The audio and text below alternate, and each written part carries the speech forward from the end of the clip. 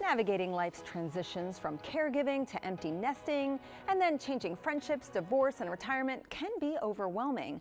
Our next guest offers a compassionate and practical guide to help women embrace this season of life with grace, vitality, and renewed purpose.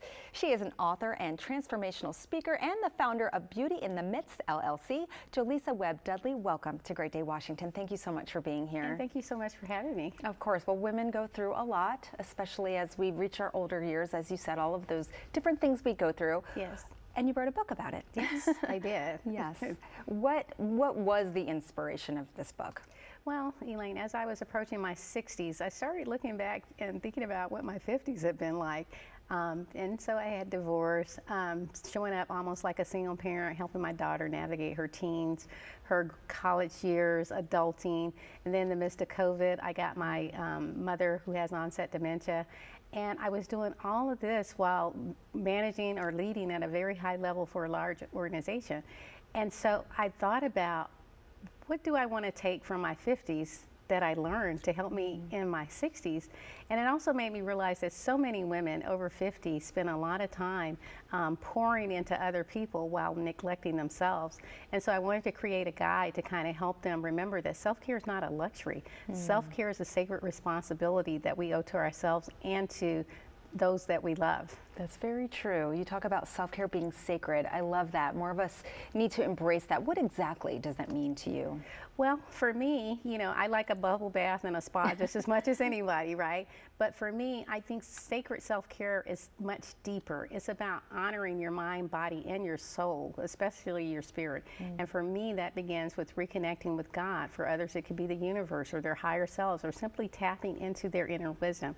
But the main thing is, hey, you don't have to add something else to your list. You just need to take some time to remember who you are and pause and reflect on who you are outside of the titles and the positions that you hold. Yeah, wow. I like the way you say that. Don't be seeking, just slow down and embrace that. Be still. What are some of the things, again, that women in midlife are going through?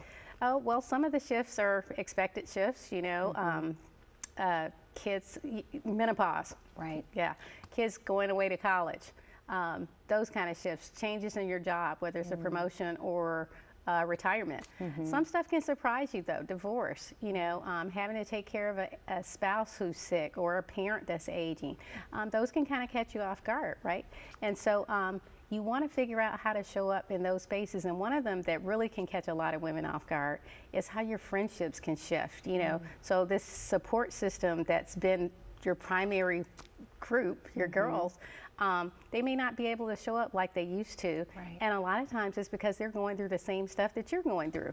And so it can all lead to, who am I now? You know, who am I now? And so sacred self-care can be a way to bridge the gap between the woman you've been to so many other people and the woman you're becoming for yourself. Wow. And while your friends are going through something very similar too. Exactly. Yeah. What's one small step that you recommend women take to kind of help them get back to them?